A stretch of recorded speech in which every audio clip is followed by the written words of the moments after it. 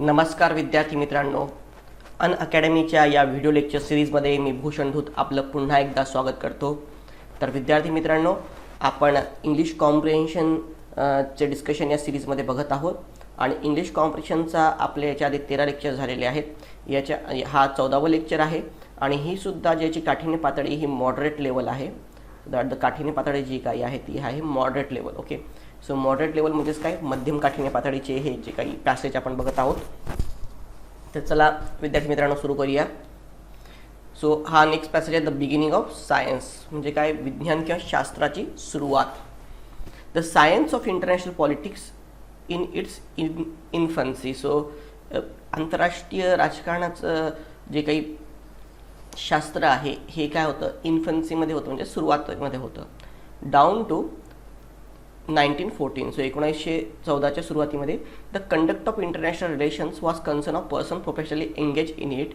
So आंतरराष्ट्रीय संबंध हा जो काही त्याच्यामध्ये प्रोफेशनली व्यावसायिकरित्या गुंतलेले लोक आहेत त्यांचाच काय होता, मुद्दा होता. In the democratic countries, so democratic लोकशाही देशांमध्ये foreign policy was traditionally regarded as an outside the scope of party politics.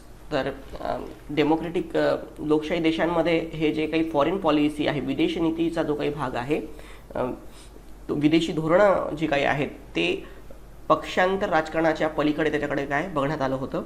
And the representative organs did not feel themselves competent to the exercising close control over the mysterious operation of foreign offices. आणि काय होतं की जे काही सरकारचे different representative organs आहेत ते सुद्धा जे डिपार्टमेंट आहेत, फॉरेन डिपार्टमेंट वगैरे, त्याच्यामध्ये इंटरफेअर करत नव्हते, ते त्याच्यासोबत ढळण्याच्या योग्य नव्हते. इन ग्रेट ब्रिटनमध्ये public opinion was radically aroused if war occurred in any region. Okay, so public opinion जे ते मोठ्या प्रमाणात वाढायचं जेव्हा काय, जर वॉर ऑकर झाला एखाद्या रिजनमध्ये. Traditionally regarded as a sphere of British interest. Okay, so हे काय, स्पिअर ऑफ ब्रिटिश इंटरेस्ट म्हणून ब्रिटिशांच्या इंटरेस्टमधलं हे बघितण्यात आलं. Or if the British navy momentary cease to possess that margin of superiority over the potential rivals. आणि British navy जी आहे त्याची काय सुप्रिमसी होती त्यांच्या रायवलच्या against, which was then deemed essential, आणि तेव्हा ती इसेन्शियल मानली जायची. इन कॉन्टिनेंटल युरोप, आता युरोपाच्या खंडीय प्रदेशामध्ये, सो कॉन्टिनेंटल युरोपमध्ये conscription and the chronic fear of foreign invasion. So काय होतं त्याच्यामध्ये, सो कॉन्स्क्रिप्शन आणि क्रोनिक फिअर जो होता फॉरेन इन्व्हेशनचा had created a more general continuous popular awareness of international problems. So आंतरराष्ट्रीय जे काही प्रश्न आहेत त्याच्या संबंधामध्ये काय होतं की नेहमी त्यांना एक युरोपियन रिजनमध्ये तो म्हणतोय की नेहमी एका प्रकारची एक भीती होती, युद्धाची काय होती, एक भीती होती, आणि त्यामुळे आंतरराष्ट्रीय संबंधांची एक काय होती लोकांमध्ये जाणीव होती. But this awareness found expression mainly in the labour movement. तरी या काही या सगळ्या जाणीवीचं एक्सप्रेशन जे आहे ते तेव्हाच्या काही लेबर मुवमेंट होत्या, कामगार चळवळी होत्या, त्यांच्यामध्ये मेनली बघण्यात आलेलं आहे. Okay, which from time to time pass somewhat academic resolution. आणि त्यांनी काही पोथीनिष्ठ ठराव जे आहेत ते युद्धाच्या अगेन्स्ट काय नेहमी कामगार चळवळींनी काय केलेले होते, पास केलेले होते. The constitution of United State of America continued unique provision that treaties were conducted by the president by and with advice and consent of Senate. So USA अमेरिकेच्या जे काही संविधान आहे त्याच्यामध्ये काय होतं की एक प्रोव्हिजन होतं, युनिक प्रोव्हिजन होतं की जे काही ट्रीटी राष्ट्रपती जे काही ट्रीटी साईन करणारे, आंतरराष्ट्रीय ट्रीटी साईन करणारे, त्या सिनेटच्या ॲडवाईस आणि कन्सेंटनीच ते साईन करेल. But the foreign relation of United States seem too provincial to lend any wider significance of this exceptions. परंतु जे काही फॉरेन रिलेशन्स आहेत, सो युरोपात, सो अमेरिकेतले काय फॉरेन रिलेशन्स आहेत, ओके, सो त्याच्यावरती काही विशेष इतका काही त्याचा प्रभाव नव्हता. The more picturesque aspect of diplomacy had certain news values. आणि बाकीच्या डिप्लोमसीचे काही पिक्चर आहे त्याचं काही ना काही थोडंफारच महत्त्व त्यामध्ये होतं. बट परंतु कुठेही nowhere whether in universities. So परंतु तो म्हणतो काय,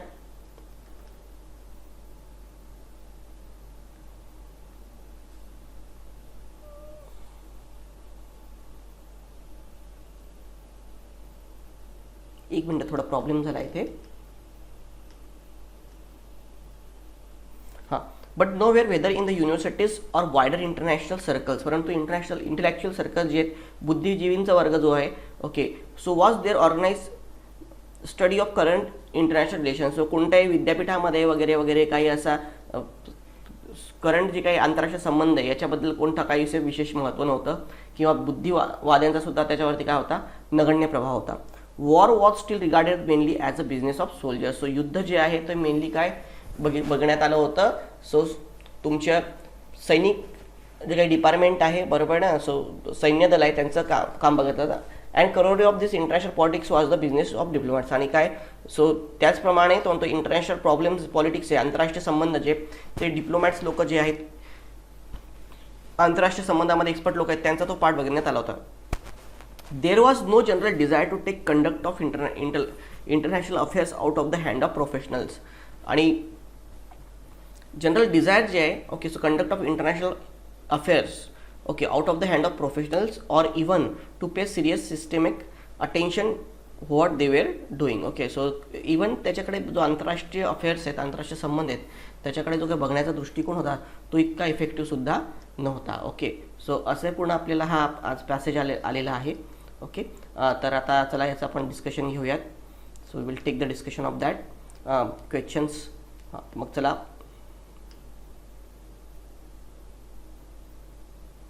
प्रश्न क्रमांक 1.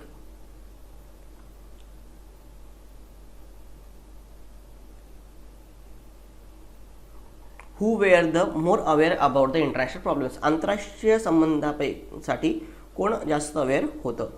तर आता इथे जर का तुम्ही बघितलं, but awareness found expression mainly labour movement. त्याच्या आधी इकडे जर का तुम्ही बघितलं, in continental Europe constriction and the chronic fear of foreign invasion has created more general continuous popular awareness of international problems. So कोणते कॉन्टिनेंटल युरोप त्यांनी म्हटलेलं आहे, बरोबर आहे. सो कॉन्टिनेंटल युरोप, आता थोडा हा जीके बेस प्रश्न होता, तो कॉन्टिनेंटल युरोप म्हणजे काय आपल्याला माहीत नाही, पण ब्रिटिश पीपल एक कॉन्टिनेंटल युरोपमध्ये येत नाही, कारण ब्रिटन जो आहे तो कॉन्टिनेंटल युरोपचा पार्ट नाही.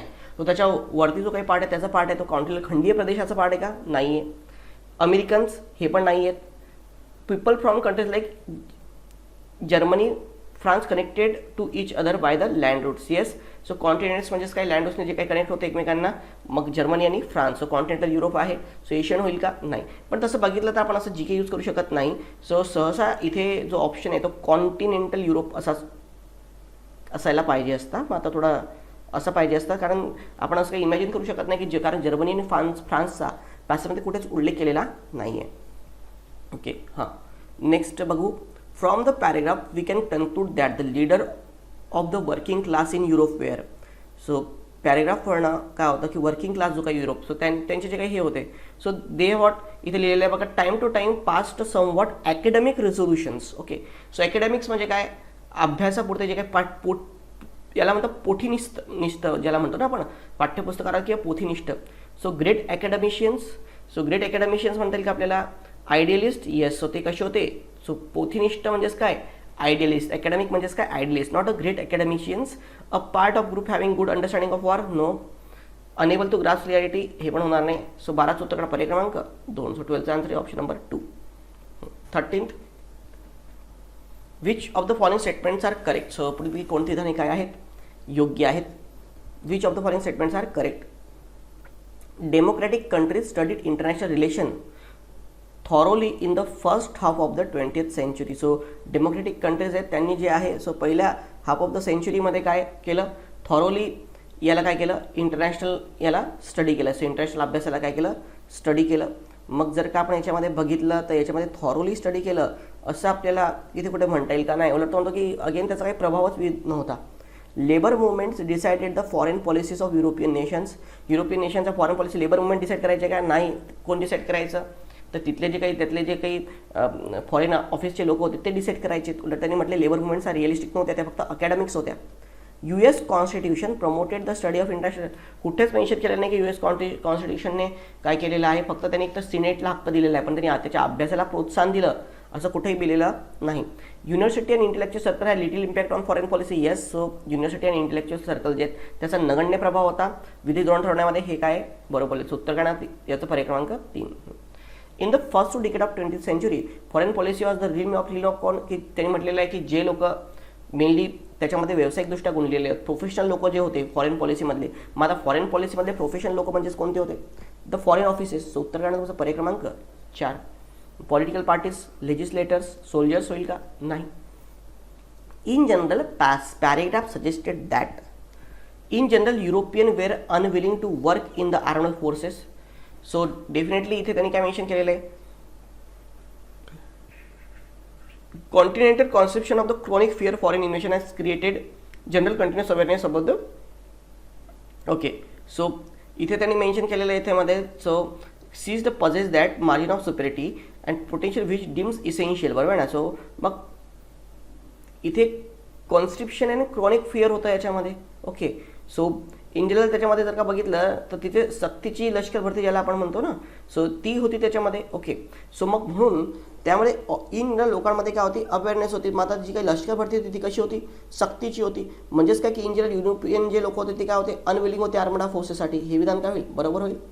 Foreign invasion was common in Europe countries. Yes, बरोबर. त्यांना रेग्युलर फॉरेन इन्व्हेशन व्हायचे. त्यात मेन्शन आहे की foreign invention were common in the European countries. हां, European workers mainly talk about the foreign policy. European जे काही कामगार आहेत वगैरे वगैरे ते मेनली काय करायचे? युरोपियन त्यांनी काय म्हटलं की दे आर अकॅडमिक्स रिझोल्युशन त्यांनी काय केले? पास केले. पण ते मेनली फॉरेन पॉलिसी किंवा फॉरेन मुद्द्यांवरती बोलायचे असं आपल्याला कुठेही माहिती पडतंय का? असं आपल्याला कुठेही माहिती पडत नाही. बरोबर. सो असं आपल्याला कुठेही माहिती पडतंय का? असं आपल्याला कुठेही माहिती पडत नाही. ओके, सो म्हणून European mainly talk about the policy. Foreign पॉलिसीबद्दल युरोपियन लोक मेनली बोलायचे असं आपण कुठेही भाष्य करू शकत नाही. USA has well develop foreign office. Again USA एक वेल डेव्हलप फॉरेन ऑफिस होतं. हे सुद्धा आपल्याला कुठेच काही सांगितलेलं नाही आहे. सो युरोपियन सिनेटला अधिकार होता काहीतरी त्याच्यामध्ये असं फक्त उल्लेखित केलेलं आहे. पण USA has a well develop foreign office हे आपल्याला कुठेच काही माहिती पडत नाही. म्हणून इथे तुमचं उत्तर काय होणार? Only A and B are correct. So that's why तुमचं उत्तर काय होईल? So your answer is only option number 1. Okay, so अशा प्रकारे आपला हा झाला आहे काय? सो पहिला पॅरा आपण बघितला. ओके, तर विद्यार्थी मित्रांनो, आपल्या हा जे काही शीट्स आहेत याच्यासारख्या अशा अनेक शीट्स आहेत. तर त्याच्यासाठी मित्रांनो माझं टेलिग्राम चॅनल आहे. सो या टेलिग्राम चॅनलचा ॲड्रेस आहे सो @CSAT_भूषण. सो @CSAT_भूषण हे माझं टेलिग्राम चॅनल आहे. हे टेलिग्राम चॅनल तुम्ही जॉईन करू शकता. त्यातनं तुम्हाला मोठ्या प्रमाणात काय भेटू शकतो? फायदा मिळू शकतो. ओके, सो टेलिग्राम चॅनल @CSAT_भूषण. आणि तसंच भूषणदूत अकॅडमीच्या अशा अनेक नोट्स वगैरे आहेत त्यासुद्धा तुम्हाला या टेलिग्राम चॅनलच्या थ्रू माध्यमातून मिळू शकतील. तर तुम्ही त्याचा मोठ्या प्रमाणात फायदा करून घेऊ शकता. ओके, सोबतच विद्यार्थी मित्रांनो, मी ज्या चॅनलच्या थ्रू आपल्यासोबत सध्या संवाद साधू शकतोय तो म्हणजेच काय? अनअकॅडमीचं हे चॅनल आहे. सर मित्रांनो, अनअकॅडमी हा जो आहे आपल्या देशातला एक सगळ्यात मोठा ऑनलाईन प्लॅटफॉर्म आहे. आणि मी धन्यवाद देतो की आज मला चान्स दिला अनअकॅडमीने की मी तुमच्याशी संवाद साधू शकतो या चॅनलच्याद्वारे. कारण अशा कठीण परिस्थितीमध्ये ऑनलाईन पोर्टल वगैरे नसल्यामुळे मला नाहीतर प्रॉब्लेम जात होता विद्यार्थ्यांशी कंटिन्युअस कॉन्टॅक्टमध्ये राहायला. तर अनअकॅडमीने मला ही ऑपॉर्च्युनिटी दिली, त्यांनी मला मदत केली. तर मित्रांनो, अनअकॅडमीचे असे अनेक कोर्सेस उपलब्ध आहेत. सो जसं मी तुमचे GS आणि काय CSATचे आणि एकदम माफक दरामध्ये म्हणजे फक्त कॉस्टिंग ते त्याच्यामध्ये जर का तुम्ही बघितलं तर पूर्ण 1 वर्ष जे आहे, सो 1 वर्षाचं पूर्ण ऑनलाईनची फी जी काय आहे ती फक्त त्यांची 7,000 रुपये. या 7,000 रुपयामध्ये त्यांचे GS आणि CSAT दोघांचे त्याच्यामध्ये व्हिडिओज उपलब्ध आहेत. ते फक्त 7,000 रुपयामध्ये उपलब्ध आहेत. Okay, so only in the 7,000 rupees या 7,000 रुपयामध्ये हे सगळे व्हिडिओज तुम्हाला उपलब्ध आहेत. त्यामध्ये पण विद्यार्थी मित्रांनो, जर का तुम्ही माझा कोड यूज केला म्हणजे माझा कोड नेम त्यांच्याकडे आहे, so that is what Bhushan CSAT. Admission घेताना हा तुम्ही जर का कोड यूज केला तर तुम्हाला याच्यावरनं 10% अगेन डिस्काउंटसुद्धा भेटू शकेल. सो तुम्हाला याच्यावरनं काय 10% डिस्काउंटसुद्धा भेटू शकेल. सो 7,000चा 10% म्हणजेच जवळपास तुम्हाला 700 रुपये याच्यामधनं डिस्काउंट भेटू शकतील. म्हणून तुम्हाला 7,000चा कोर्स जो आहे तो 6,300मध्ये तुम्हाला येईल. अगेन एवढंच नव्हे विद्यार्थी मित्रांनो, तुम्ही अगेन यांचे 1 महिन्याचे, 3 महिन्याचे, 6 महिन्याचे असे पण विविध कोर्सेस उपलब्ध आहेत. ते कोर्सेससुद्धा तुम्ही जॉईन करू शकता कमी याच्यामध्ये. आणि याचा माझ्यासारखे जे काही असे लेक्चर्स आहेत त्याचा तुम्ही फायदा उचलू शकता. चला आता मग नेक्स्ट नेक्स्ट हे बघूयात. तर थोडा इझियर पॅसेज आहे याच्यामध्ये. हां, read the following passage and answer the question form. Okay, so दिलेला पॅसेज वाचा आणि प्रश्नांची उत्तरं द्या. World distribution of human race. So world distribution of what? Human race. So आता विद्यार्थी मित्रांनो, आता जर का तुम्ही याच्यामध्ये प्रश्न बघितले तर हे प्रश्न सगळे सहसा वन लायनर्स आहेत, बरोबर आहे ना. सो प्रश्न काय आहेत? सहसा वन लायनर्स आहेत. मग आता असे विद्यार्थी प्रश्न विचारतात तर मी म्हणतो की सहसा पहिले पॅसेजेस आधी वाचा. पण जर का असे वन लायनर्स वगैरे का प्रश्न आलेत तर मी म्हणेल की तुम्ही आधी प्रश्न वाचले तर काय होतं, बेटर होतं. मग त्या पहिला प्रश्न कशावरती आहे? Skin colour of Mongolian people. So Mongolian लोकांचा काय? Skin colour. ओके, मग आता बघा इथे जर का तुम्ही बघितलं तर इथे स्किन कलर आलेला आहे. मग डायरेक्ट याच्यामध्ये जा. So Mongolian people. So Mongolia the people north America, black in Africa and yellow in China Japan and मल. सो येलो आहे कसं कुठे? चायना जपान आणि काय? मंगोलियामध्ये. सो म्हणून तुमचं उत्तर काय येणार इथे? येलोइश. म्हणजेच या टाईपचे जे काही फॅक्च्युअल प्रश्न आहेत, आता याच्या आधीचा जर आपण पॅसेज आहे तो असा सर्च केला असता वाचून हावाला पॅसेज तर हे काय तुम्हाला समजलं नसतं त्याच्यामध्ये. आता मी फक्त सांगतोय.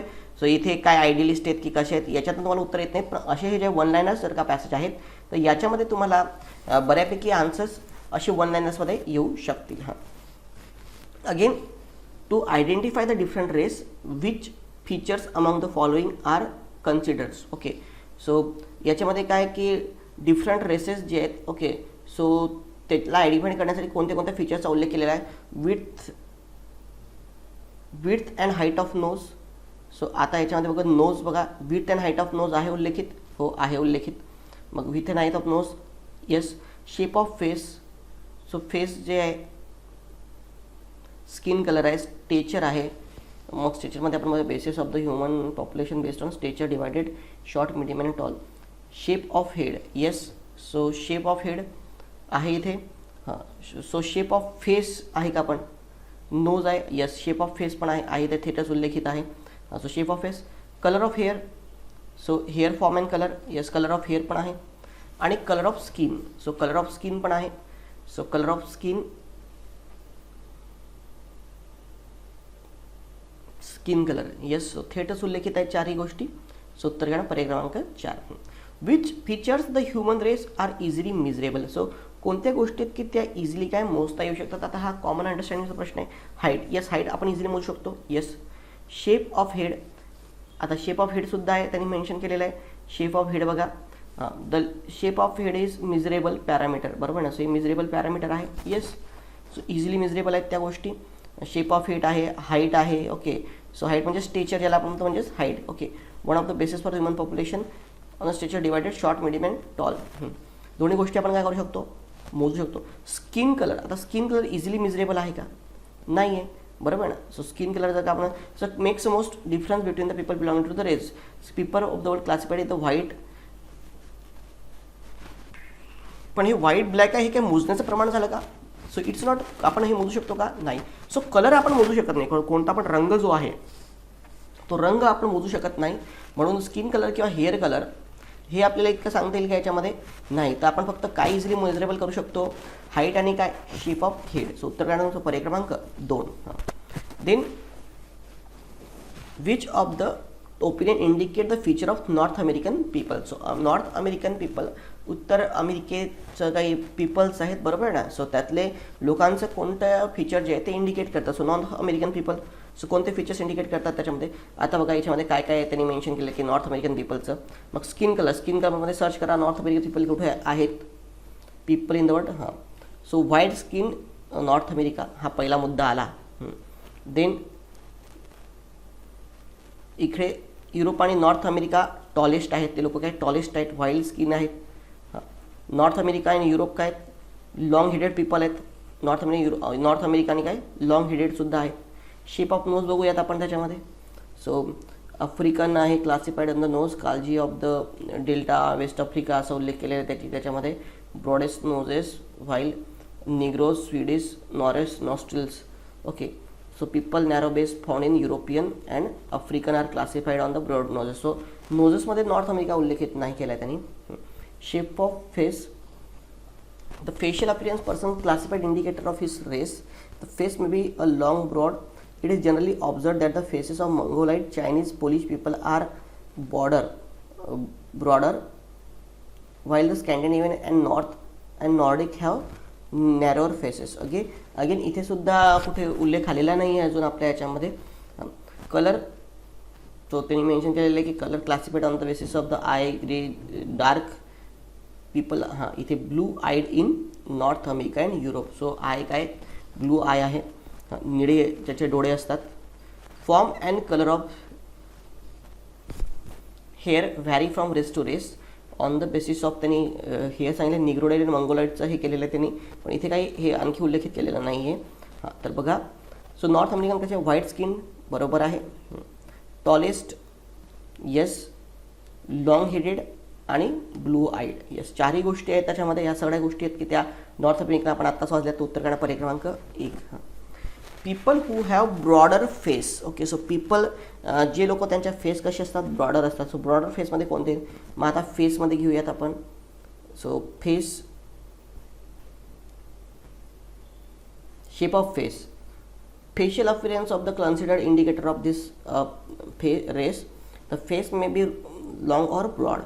So generally observed that the face of Mongoloid and Chinese Polish are broader and Scandinavian and Nordic have narrower face. So broader कोण असतात, so Mongoloid, Chinese and Polish. Okay, so Mongoloid, Chinese and Polish, तर त्यांना broader असतात. So मंगोलाईड and काउकासॉइड, मंगोलाईड and Chinese आणि Polish म्हणतात त्यांनी. So उत्तर काय होणार 25चा पर्याय क्रमांक 3. सो मित्रांनो, असे की आपण आता इथे तुम्हाला लक्षात आलं असेल की आपण पॅसेज वाचता सुद्धा नाही आणि मी तुम्हाला डायरेक्ट फक्त प्रश्नाच्या थ्रू जाऊन याची उत्तरं आपण आयडेंटिफाय करायला सांगितली, तर आपल्याला असं सुद्धा एखाद्या वेळेस कळता आलं. आता या पॅसेजमध्ये जो अशा प्रकारे सॉल्व करणार त्याला जास्त बेनिफिट आहे आपल्या रेग्युलर मेथडपेक्षा. तुम्ही ती पण अप्लाय करू शकता. पण आपण एक आतला पार्ट आहे अभ्यासाचा म्हणून एक रेग्युलर वेनी मग आता मी तुम्हाला वाचून दाखवणार आहे पुन्हा passage. World distribution of human race. So human रेसचं जगातलं डिस्ट्रीब्युशन.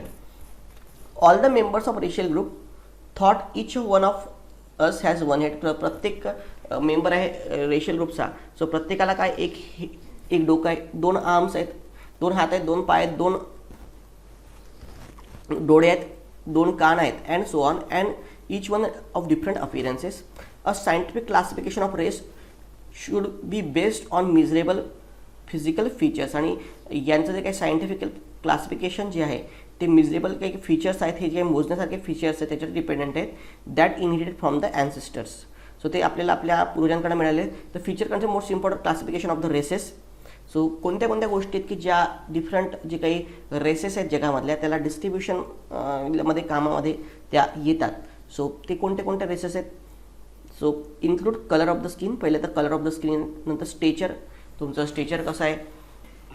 शेप ऑफ हेड, तुमचा डोक्याचा शेप कसा आहे. तुमचा चेहरा, नाक, डोळे आणि तुमचे केस यामध्ये आहे. मग स्किन कलर. मग स्किन कलर तो काय म्हणतो, most of the range eye belonging to the race on the basis of skin colour. हे सगळं टाइमपास त्यांनी हे केलेलं आहे. आता इथे महत्त्वाचं बघा, the people of the world classifies white, black and yellow. So 3 life white, black आहे, व्हाईट आहे आणि येलो आहे. सो व्हाईट स्किन पीपल कुठे आहेत, नॉर्थ अमेरिकेला. सो व्हाईट स्किन म्हणजे काय, नॉर्थ अमेरिकन्स. ब्लॅक काय, आफ्रिकन लोकांनी काय ब्लॅक स्किन आहे.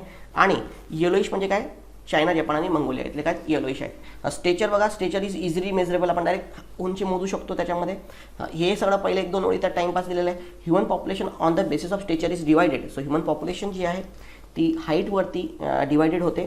मग त्यामध्ये जर का बघितलं शॉर्ट, मिडियम आणि टॉल, त्यांनी 3 कॅटेगरी सांगितलं आहे, शॉर्ट, मिडियम आणि काय टॉल. हां, मग generally the people in Europe and North America tallest. Okay, so people जे आहेत युरोप आणि नॉर्थ अमेरिकेचे काय सगळ्यात उंच ओळखण्यात येतात. ओके, आणि मंगोलाईड पीपल के आहेत सगळ्यात हाईटनी कमी ओळखण्यात येतात. So Mongoloid are the shortest. Okay, Mongoloid are the shortest and Europe and North American are tallest. Next, shape of head. So डोक्यांचा जो काही आकार आहे याच्यावरनं आपण लोकांचं कसं डिस्ट्रीब्युशन करू शकतो. Like stature, the shape of head is a measurable parameter. Again shape of head पण तुमचं जे डोक्याचा आकार आपण मोजू शकतो. Long headed people. So long headed ज्यांचं डोकं काय मोठं आहे. So long headed people are found in the Europe and North America. Europe and North America long headed आहेत. मीडियम अँड स्मॉल हेड, आणि मीडियम अँड स्मॉल हेडेड जे आहेत ते एशिया आणि आफ्रिकामध्ये आहे. Shape of nose, width and height of nose is also important criteria for the. So width आणि काय height आहे, नोजची काय हाईट आणि काय विड्थ आहे. सो हे सुद्धा काय एक इम्पॉर्टंट क्रायटेरिया आहेत. ओके, हां. People with long and narrow. So long आणि नॅरो नोजचे नाकाचे जे काही लोक आहेत. So found in European countries. So African classified from the broad noses. Okay, so broad noses म्हणजे काय असतात, ती आफ्रिकन लोक असतात. कल्जी of Niger delta. Okay, so the कज्जी ऑफ नायजर डेल्टा जे नायजर रिव्हरच्या डेल्टामध्ये वेस्ट आफ्रिका आहे. सो पीपल यांचे नाका काय ब्रॉड नाका असतात among the Negroes. While Swedish have narrowest nostril. म्हणजे स्वीडनचे लोक वगैरे आहेत त्यांचे नाकं जे आहेत ते काय असतात लहान असतात. ओके, मग again shape of the face, त्यांचा जो काही फेस आहे चेहऱ्याचा आकार. Okay, so face belong to it generally observe that faces of Mongoloid and Chinese people are broader. So Mongoloids, Chinese आणि पोलिश पीपल यांचे जे काही हे असतात चेहरे ते काय असतात ब्रॉड असतात.